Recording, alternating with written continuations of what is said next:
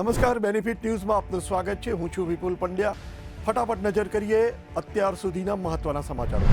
અરબી સમુદ્રમાં સર્જાયેલું શક્તિ નામના વાવાઝોડાની દિશા ફંટાઈ ગઈ છે.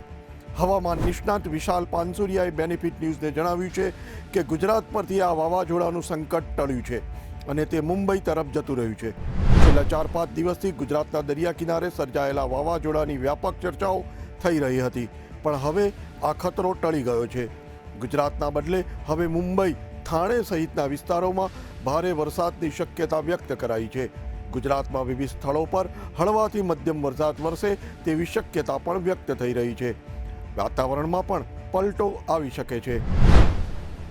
આજથી 2 દિવસ મુંબઈ, થાણે અને પાલઘર સહિતના આસપાસના વિસ્તારોમાં હવામાન વિભાગે ઓરેન્જ એલર્ટની ચેતવણી જાહેર કરીને ભારે વરસાદ પડવાની શક્યતા વ્યક્ત કરી છે. તો રાજ્યમાં રાયગઢ અને રત્નાગીરી જિલ્લાઓ માટે રેડ તેમજ બાકીના જિલ્લાઓ માટે ઓરેન્જ એલર્ટ આપીને ભારે વરસાદની શક્યતા વ્યક્ત કરાઈ છે. લો પ્રેશરની અસર હેઠળ મુંબઈ સહિત થાણેમાં છેલ્લા 2-3 દિવસથી વાદળિયું વાતાવરણ રહેવાની સાથે સાંજ પછી વીજળીના ગડગડાટ સાથે વરસાદ પડી રહ્યો છે. મંગળવારે મોડી સાંજે તો મુંબઈ સહિતના મુંબઈ મેટ્રોપોલિટન વિસ્તારમાં ભારે વરસાદ વરસ્યો હતો.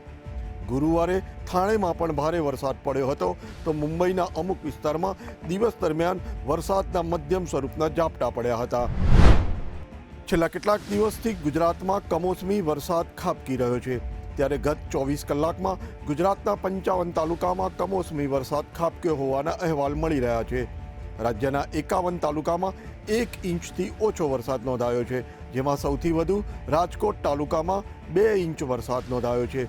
જ્યારે અમરેલીના વડિયામાં 1.89 ઇંચ, સુરતના માંગરોળમાં 1.38 ઇંચ, આણંદના તારાપુરમાં 1 ઇંચ, જામનગરના જામજોધપુરમાં 1 ઇંચ અને પંચમહાલના મોરવા હડપ, હાંસોટ, વાગરા તથા ગોંડલ અને ઝઘડિયા તથા રાણાવાવ સહિતના વિસ્તારમાં 0.5 ઇંચથી 1 ઇંચ વરસાદ નોંધાયો છે.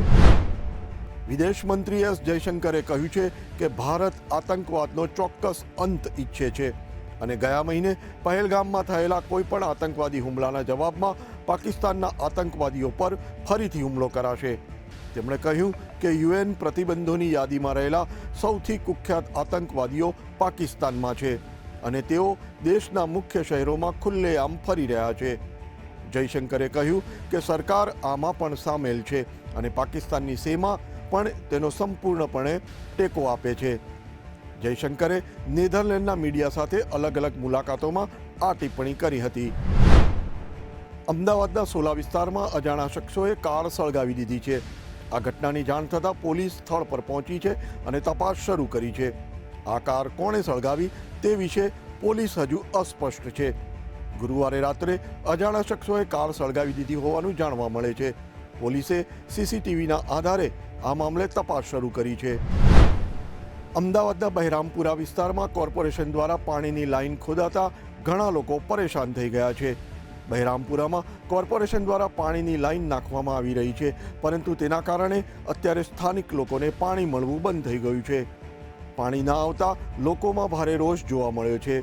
પીવાનું પાણી ન મળતા લોકો જીવના જોખમે ખાડામાં ઉતરીને પાણી ભરી રહ્યા હોવાના દ્રશ્યો સામે આવ્યા છે. રાજ્યમાં સુરત, કેશોદ અને ગાંધીનગરમાંથી બનાવટી કોસ્મેટિક ઉત્પાદકો પર દરોડા પાડીને 1 કરોડની કિંમતનો બનાવટી કોસ્મેટિકનો મુદ્દામાલ જપ્ત કરાયો છે. સોશિયલ મીડિયા પર કોસ્મેટિક બનાવટની ભ્રામક તથા નાગરિકોને ગેરમાર્ગે દોરતી જાહેરાતો કરી ઓનલાઈન પ્લેટફોર્મ દ્વારા વેચતા લોકોને ઝડપી લેવાયા છે. કોસ્મેટિકના કોઈપણ લાયસન્સ વગર અન્ય ઉત્પાદક પેઢીના લાયસન્સનો ઉપયોગ કરી કોસ્મેટિક બનાવટો બનાવવામાં આવતી હતી અને લોકોને આકર્ષક, ભ્રામક અને નાગરિકોને ગેરમાર્ગે દોરતા લેબલ લગાડી performance oil, stamina, energy oil, bull massage oil વગેરે પ્રોડક્ટની ઇન્સ્ટાગ્રામ પર, સોશિયલ મીડિયા પર મોટા પાયે જાહેરાતો કરવામાં આવતી હતી.